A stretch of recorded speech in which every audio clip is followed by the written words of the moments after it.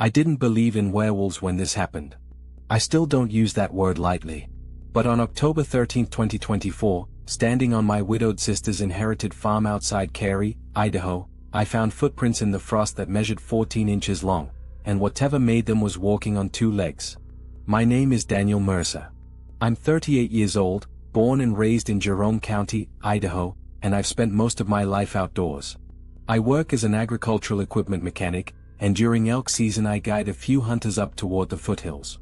I know predators. I've tracked wolves, run into black bears, dealt with aggressive mountain lions more than once. I'm not someone who panics at shadows or strange noises.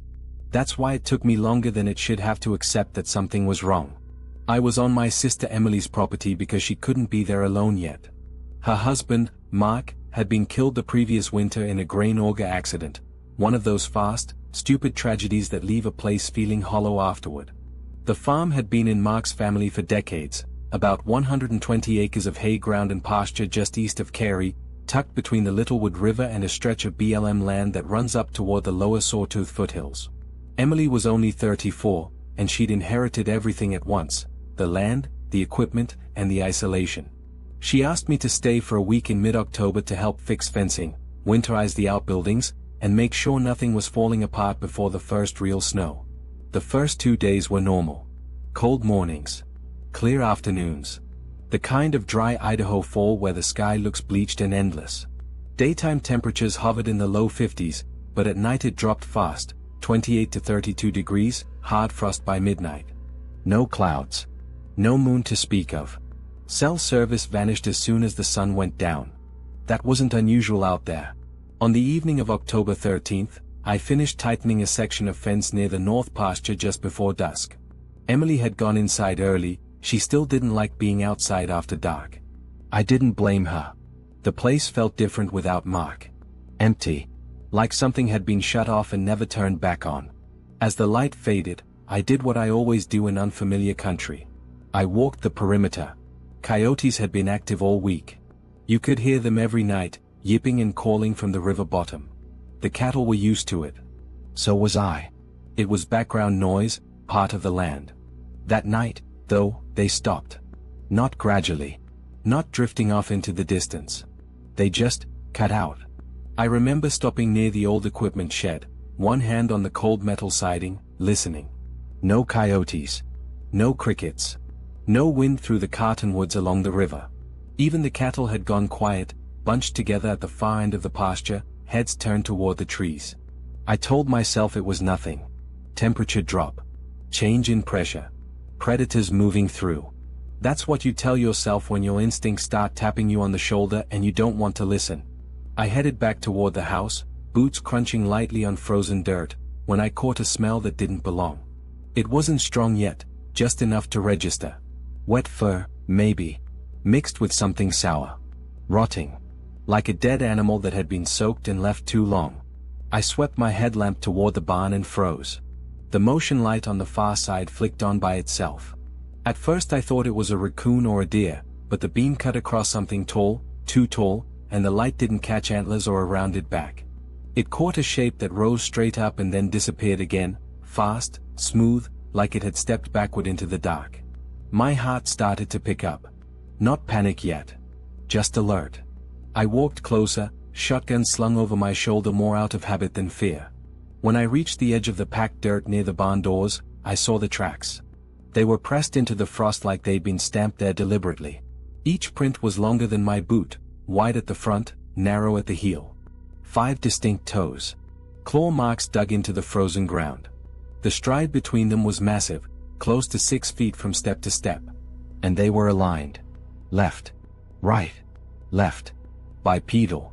I crouched there longer than I should have, measuring them with my flashlight, my breath fogging in front of my face. Bears don't walk like that. Neither do wolves. There wasn't any drag, no stumble. Whatever had made those tracks had moved easily. Confidently. That's when the silence deepened. It wasn't just the absence of sound. It felt like pressure, like the air itself had thickened around me. My ears rang. I became painfully aware of my own breathing, my heartbeat thudding against my ribs. If you've ever been alone somewhere and suddenly felt watched, really watched, go ahead and hit that like button. Because what happened next still wakes me up at night. I told myself it was just a trick of the light. A malformed wolf track. My imagination filling in gaps it had no business touching. Then I heard it breathe. Low. Slow. Heavy.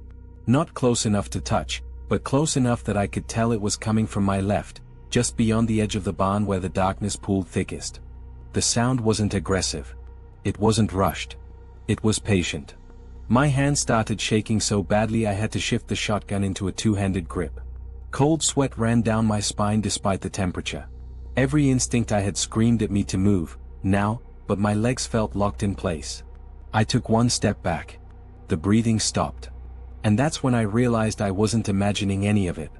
Because something tall moved in the darkness, and whatever it was, it had been standing there the entire time, watching me realize I wasn't alone. The first thing it did was move without making a sound. One moment there was nothing but darkness pooled beside the barn. The next, that darkness shifted, peeled itself upright, like it had been waiting for me to notice before deciding to exist. Then the sound came. Not a growl at first. Not a snarl. Just breathing. Slow. Deep. Wet. It rolled out of the dark in long pulls, each breath heavy enough that I could feel it in my chest, like standing too close to a running diesel engine. The noise didn't rush or spike. It was controlled. Measured. Whatever was breathing like that wasn't excited. It was calm. I swept my flashlight toward the sound, the beam cutting through the cold air in a tight cone.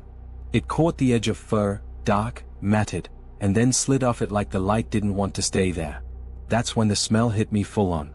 Wet dog, yes, but layered with something else underneath. Coppery. Sour. Like blood that had been left too long in the sun and then soaked into hair. It made my eyes sting.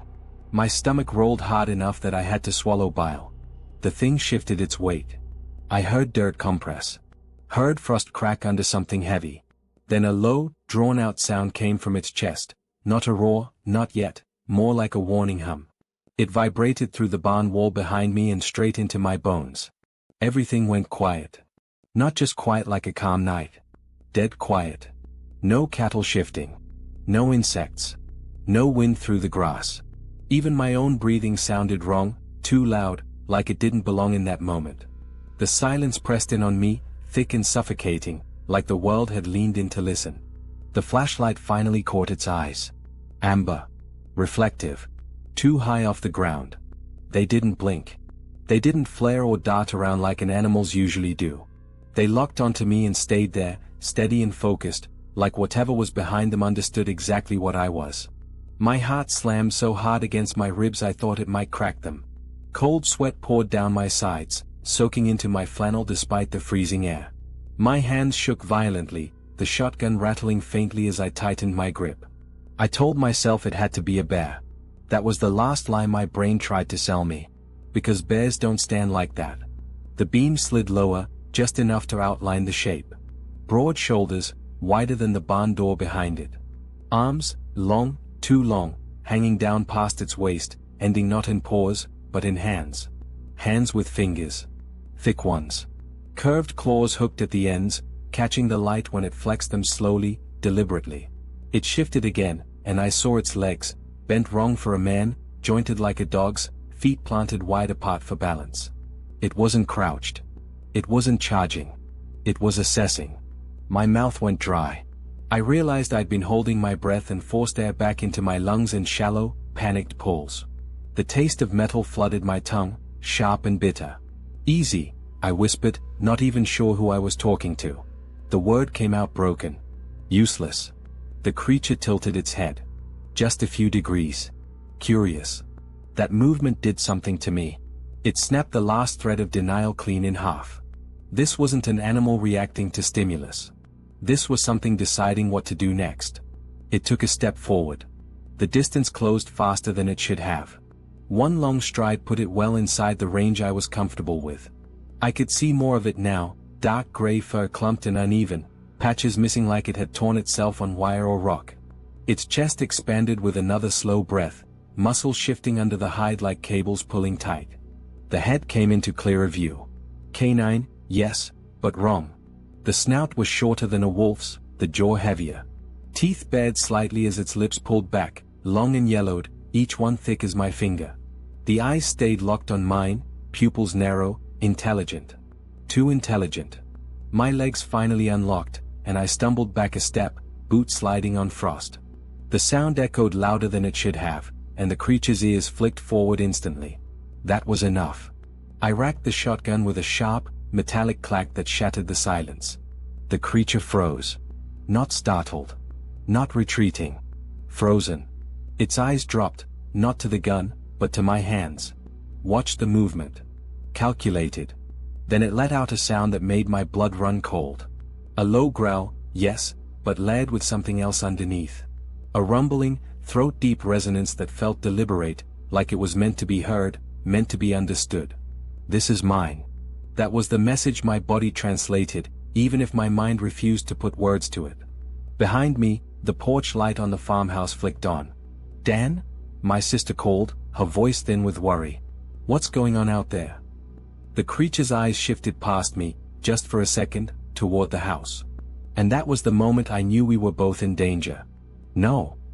I shouted, louder than I meant to. "Get back inside, now!" The creature reacted instantly. It dropped lower, muscles coiling, claws digging into the frozen dirt with a sound like tearing fabric. Its breathing changed, faster now, excited, and the growl rose in pitch, vibrating the air between us. I raised the shotgun, sighting down the barrel with shaking hands, the front bead dancing uselessly against its chest. My finger hovered on the trigger, every nerve screaming at me to fire. But it didn't charge. Instead, it moved sideways. Fast. Too fast. It circled, keeping the barn between us, staying just out of the beam of my flashlight, its shape flickering in and out of view like a living shadow. I turned to track it, heart pounding, boots slipping as I pivoted, trying not to lose sight of where it might come from next. It was hurting me, guiding me away from the barn, away from the open ground, back toward the house, toward my sister. My breath came in ragged gasps now, lungs burning, panic clawing its way up my throat. I could hear my own heartbeat in my ears, loud and uneven, drowning out everything else. I took another step back, and felt the air shift beside me. Something massive moved just beyond my peripheral vision. And then it stepped fully into the light. Close. Too close.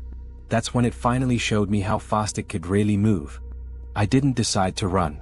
My body made that choice for me. The moment it stepped fully into the light, close enough that I could see frost clinging to the ends of its fur, close enough that I could smell its breath, something ancient took over.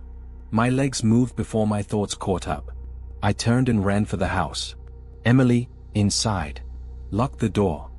My voice came out raw, half-shouted, half-torn from my throat. I heard her gasp, heard the screen door slam as she scrambled backward into the farmhouse. Behind me, the ground exploded with sound. Not footsteps, impacts.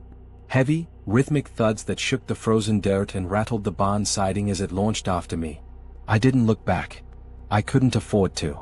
My boots slipped on frost-hardened soil, lungs already burning as adrenaline dumped into my system like gasoline on a fire. The porch light flooded the yard ahead, harsh and blinding after the darkness. I could see the front steps, the open doorway, Emily's silhouette framed inside, frozen in terror. Then something roared behind me. Not an animal sound. Not a howl. It was deeper than that, layered, almost angry that I was running at all. The sound chased me across the yard, vibrating through my spine, pushing me faster than I thought my body could go. I felt heat at my back. I risked a glance over my shoulder. It was closing the distance impossibly fast. Its arms pumped as it ran, long and powerful, claws slicing the air. It wasn't galloping like a wolf. It wasn't lumbering like a bear. It ran like a man who knew how to run, leaning forward, balanced, efficient. 20 feet. 10. I hit the porch steps and nearly went down, catching myself on the railing with my free hand. The shotgun banged hard against my shoulder. Emily screamed my name as I lunged through the doorway. I spun just as it reached the edge of the porch. I fired. The blast shattered the night, muzzle flash lighting up the yard like a lightning strike. The recoil slammed into my shoulder, numbing my arm as the shot tore into the dirt inches in front of it. The creature skidded to a stop. Not from fear, from calculation. It recoiled slightly, shoulders tensing, head snapping toward the blast. Dirt and splinters sprayed across its legs. It let out a sharp, furious bark that echoed off the outbuildings, then retreated a single step. Just one. Enough to tell me it understood exactly what that sound meant. "Get inside," I shouted again, slamming the door as Emily stumbled backward. I locked it. Through the deadbolt. My hands were shaking so badly I missed the latch twice before it caught. The smell followed us inside, wet fur and rot leaking through the cracks around the door, clinging to the air like a living thing. We backed away together, step by step. "What was that?" Emily whispered, tears streaking her face. "Dan, what was that?" I didn't answer. I was listening. Heavy footsteps moved onto the porch. Wood creaked under weight far greater than it was built for. A long, scraping sound dragged across the door, claws testing the surface, finding resistance. Then the doorknob rattled. Not yanked. Not smashed. Turned. Emily let out a broken sob and clamped a hand over her mouth. My stomach dropped through the floor. I raised the shotgun again, sighting on the door, finger tight on the trigger. The knob twisted once more. Stopped. Silence followed. Thick and suffocating. Seconds stretched into something elastic and unreal. Sweat dripped down my temple, stinging my eye. My shoulder throbbed from the recoil, but I barely noticed. Every ounce of me was focused on the door and what might come through it. Then the scratching started. Slow. Deliberate. Claws dragged down the wood in long strokes, carving grooves that made my teeth ache. The sound crawled under my skin, each scrape sending a jolt of fear straight through my chest. It moved along the wall. Windows creaked as something brushed past them. I heard its breathing again, muffled now, circling the house, heavy and patient. It wasn't leaving. It was settling in. I backed Emily toward the hallway, keeping myself between her and the door. The house felt smaller than it ever had, walls closing in, every shadow suddenly alive with threat. "Get the keys," I whispered. "Truck keys. Now." She nodded frantically and bolted toward the kitchen drawer. The sound on the roof came without warning. A heavy thud shook the ceiling, dust raining down from the beams. Emily screamed. I spun, heart slamming, as something moved above us, slow, deliberate footsteps pacing across the roof. It wasn't testing randomly. It was learning the shape of the house. Another thud, closer to the edge. I could hear claws scraping against shingles, the sound sharp and unmistakable.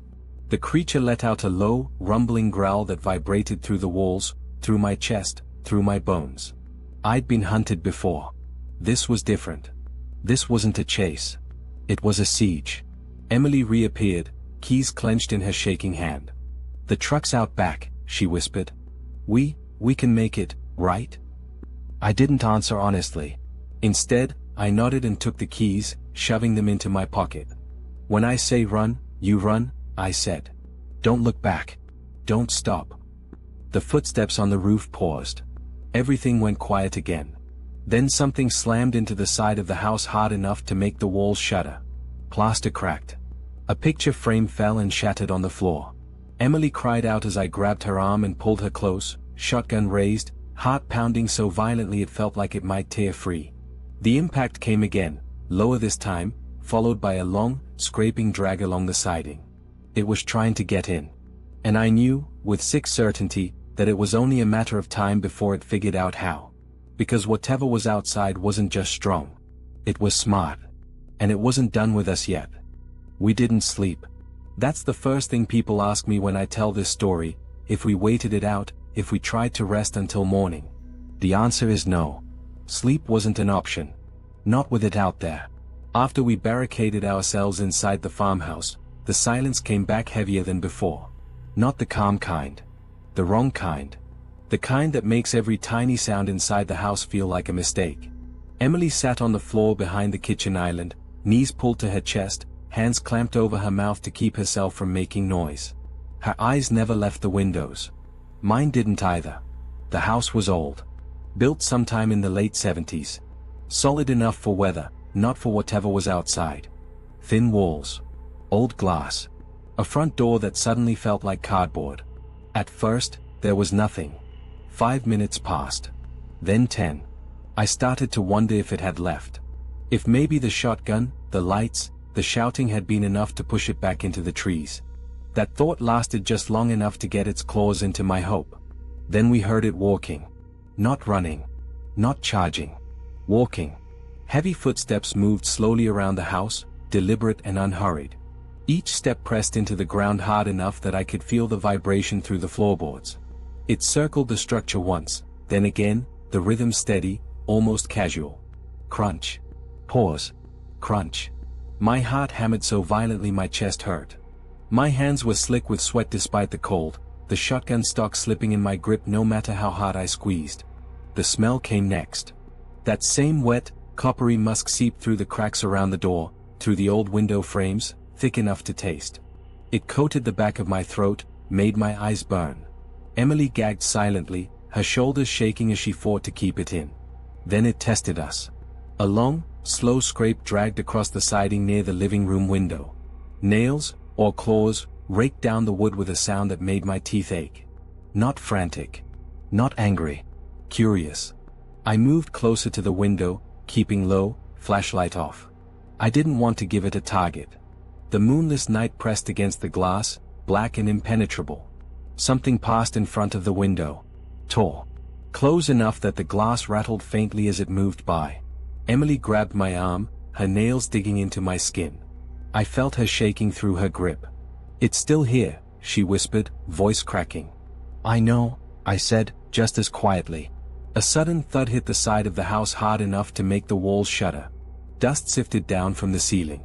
Emily gasped, clamping her hand back over her mouth as tears spilled down her face. Another thud. Higher this time. Then another. It was climbing. The realization hit me like ice water. My mind scrambled, trying to picture it pulling itself up the siding, claws digging into wood, weight shifting easily like gravity didn't matter. The roof creaked. Slowly. Step by step, something heavy moved across it. The sound traveled above us, following the line of the house, pausing now and then as if it were listening. Emily let out a quiet, broken sob. I leaned close, my mouth near her ear. "Don't move. Don't make a sound." My own voice sounded wrong to me, thin, strained, barely holding together. Above us, something scraped metal. The chimney cap rattled. I pictured it crouched on the roof, peering down, nose working, mapping the house by scent alone. The thought made bile rise in my throat. I swallowed hard, tasting fear and metal and something bitter I couldn't name. Minutes stretched into something shapeless. Time stopped behaving normally. My legs cramped from crouching, but I didn't dare shift my weight. Every tiny creak of the house felt amplified, like it might give us away. Then the footsteps moved again. Heavier now. Faster. Whatever it wasn't just curious anymore. A loud bang echoed from the back of the house, wood splintering, glass shattering. Emily screamed before she could stop herself.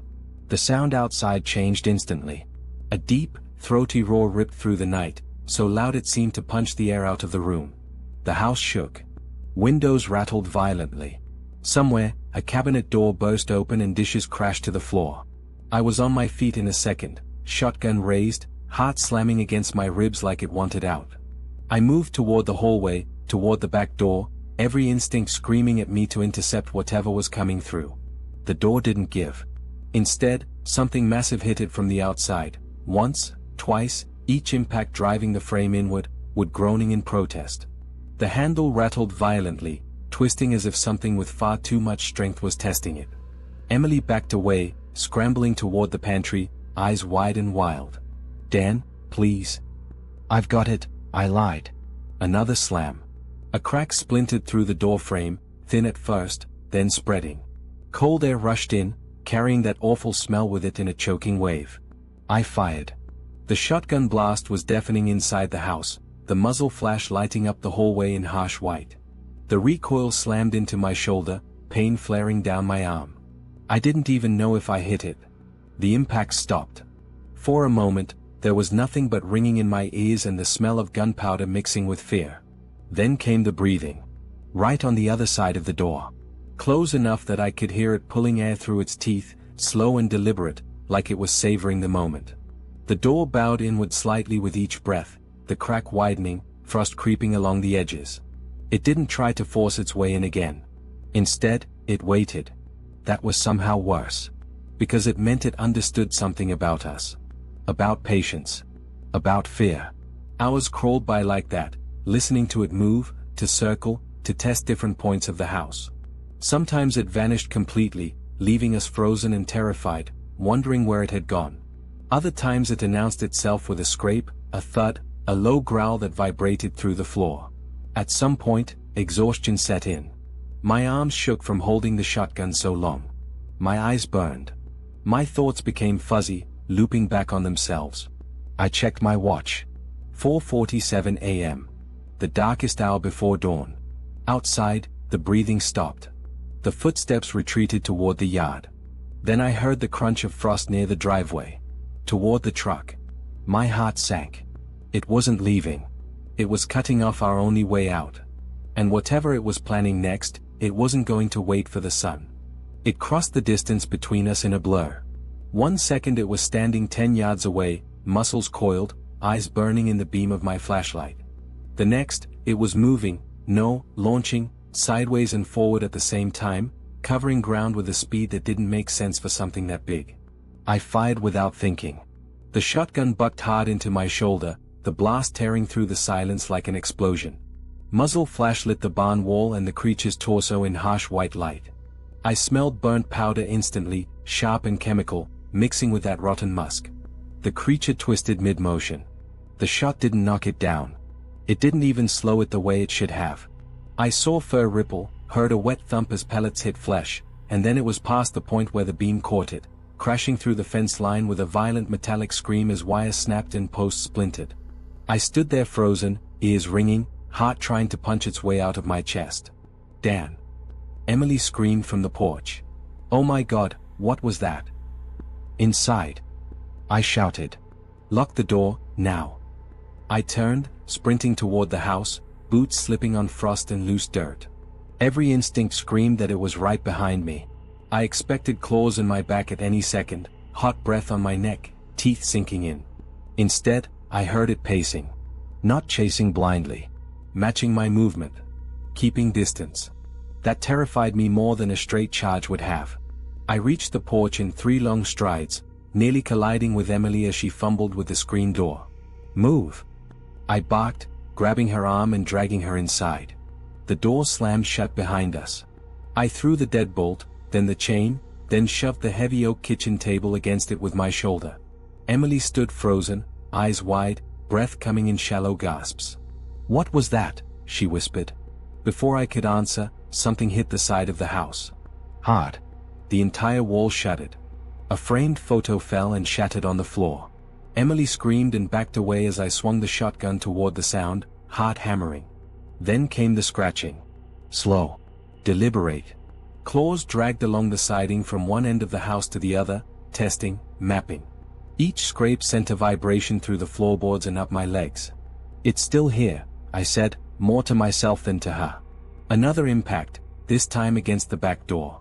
The knob rattled violently, then stopped. Silence again. Thick. Heavy. Suffocating. I could hear my own pulse roaring in my ears.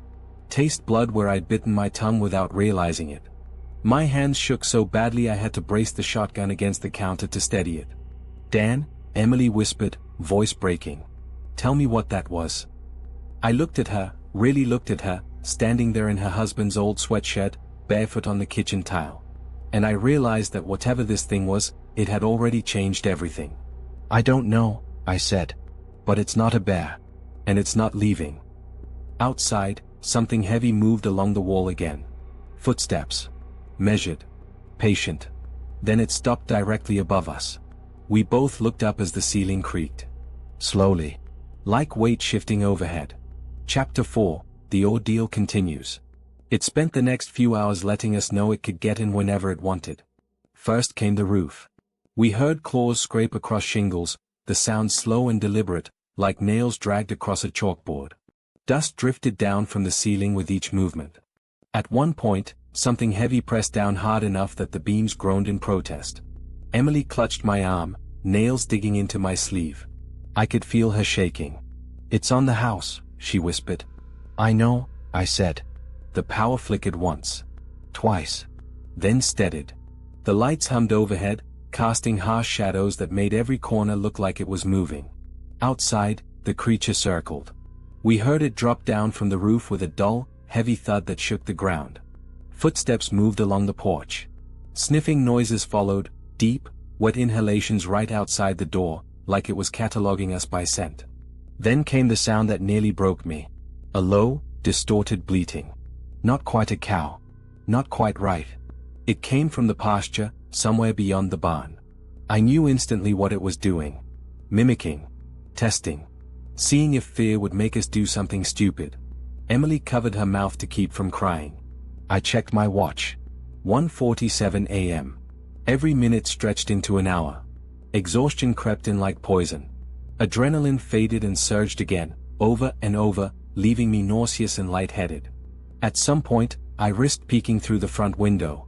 The frost-coated porch was marked with footprints. Huge ones. Each print sank deep into the frozen wood, claw marks gouged into the surface. I counted the toes. 5. The stride between them was enormous, easily 6 feet apart. It hadn't wandered randomly. It had paced. Back and forth. Back and forth. Waiting. I tried my phone again. No signal. The truck keys sat on the counter, mocking me.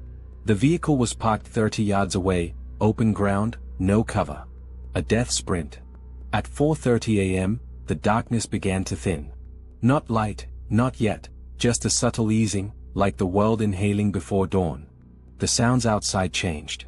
The creature moved again, closer to the truck. I heard metal creak. A heavy thud against the hood. Then silence. I looked at Emily.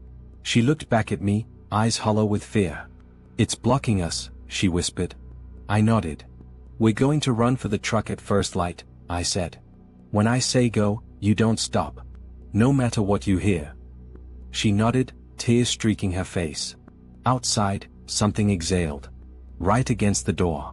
Chapter 5, The Climax. The engine almost didn't start. That's the part that still makes my stomach twist when I think about it. Dawn had just begun to gray the sky when I yanked the door open and shoved Emily forward. Cold air slammed into us, carrying that awful stench with it. We sprinted, boots slipping on frost, breath tearing out of our lungs. I heard it move instantly. Heavy impacts behind us. Fast. Closing.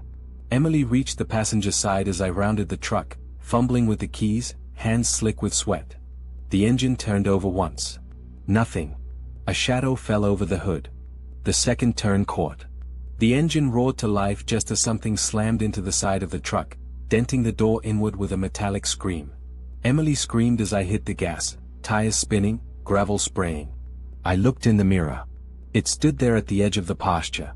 Upright. Still. Watching us leave. Its eyes burned gold in the early light. It didn't chase. And somehow, that terrified me more than if it had.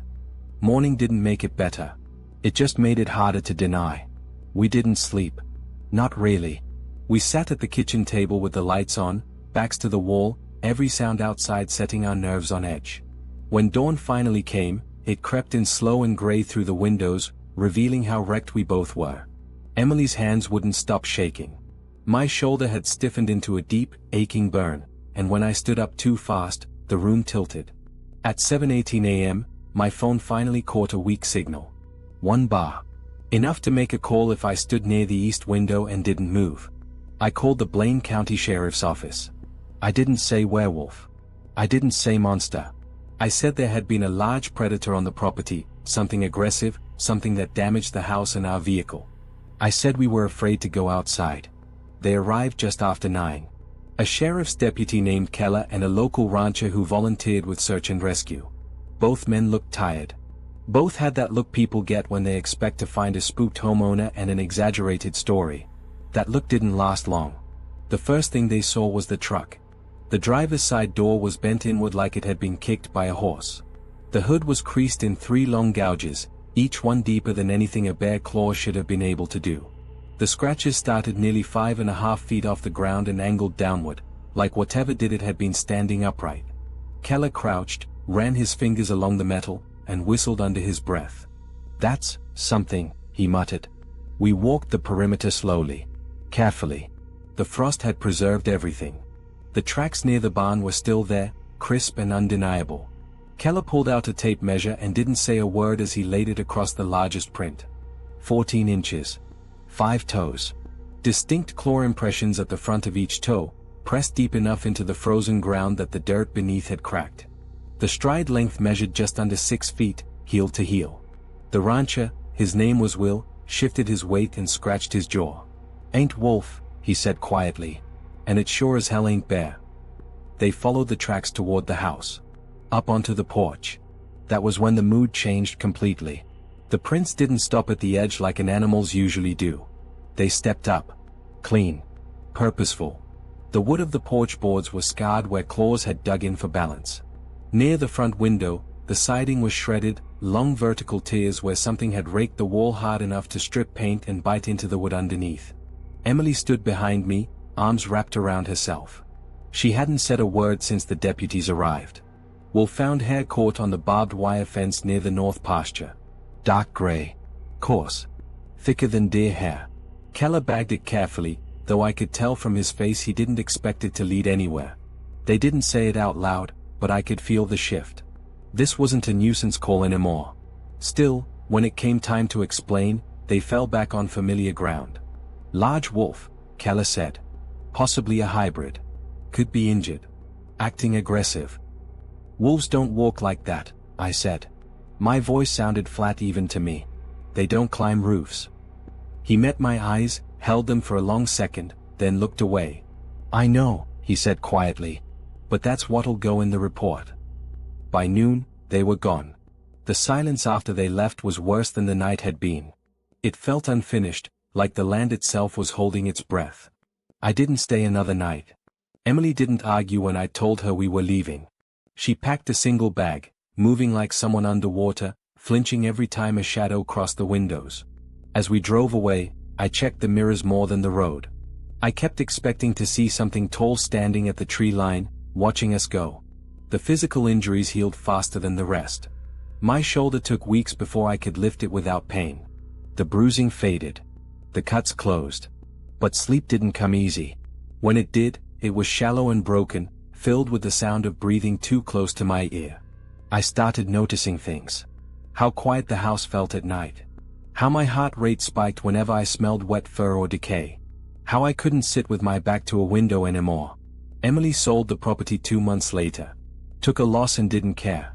She moved closer to town, somewhere with neighbors and streetlights. Somewhere the night didn't feel so empty. I stayed busy. Too busy. Fixed machinery. Took extra jobs. Avoided thinking about it. That didn't last. Curiosity has a way of digging in when fear won't let go. I started looking things up late at night. Rural Idaho sightings. Livestock mutilations. Upright wolf reports near the Sawtooth foothills. Stories dismissed, laughed off, buried in forums and comment sections. Different names. Same details. Tall. Fast. Intelligent. Tracks that didn't make sense. People who stopped camping. Ranchers who found fences torn open without explanation. Hunters who said something watched them from the timber and didn't run when spotted. The pattern was there if you looked hard enough. I printed a few reports. Showed them to Keller a week later when I ran into him in town. He skimmed them, jaw tight, and handed them back. "Off the record," he said, low enough that no one else could hear, "you're not the first to come in shaken like that." That was all he said. I don't go out at night anymore unless I have to. I carry a weapon everywhere I'm allowed to. I trust my instincts without arguing with them. And I don't talk about what happened unless someone asks directly. Because I know how it sounds. But I also know what I saw. I know the shape of those tracks. I know the way it watched me, not like prey, not like an animal, but like something deciding whether I was worth the effort. Whatever it wasn't a one-off. It knew that land. It moved through it like it belonged there. And the worst part, the part that still makes my stomach tighten when I think about it, is knowing that nothing we did stopped it. We just survived. And somewhere out there, beyond the lights and fences, something tall is still walking on 2 legs, leaving footprints in the frost. I didn't think. I reacted. The moment it stepped fully into the light, instinct took over and everything else shut down. I raised the shotgun and fired without aiming for anything specific, just sent a mass, just to make space. The blast shattered the silence like a bomb going off inside my skull. The muzzle flash lit the barn and pasture in harsh white for half a second, and I felt the recoil slam into my shoulder, hard enough to stagger me back a step. The creature recoiled too, but not the way an animal should. It didn't drop. It didn't spin or yelp or flee. It jerked backward, shoulders snapping tight, and let out a roar that wasn't pain so much as fury. A deep, chest-rattling sound that rolled across the field and echoed back off the hills. The smell hit me again, stronger now. Hot fur. Wet earth. Something iron-rich that made my mouth fill with saliva. Dan. Emily screamed from the porch. What the hell was that? Inside.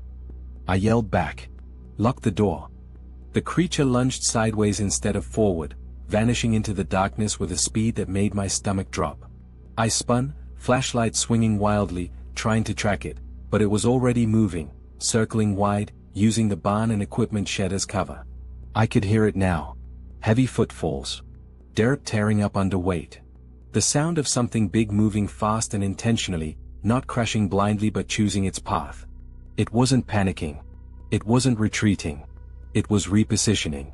I backed toward the house, boots slipping on frost, shotgun up and shaking so badly I was afraid I'd drop it.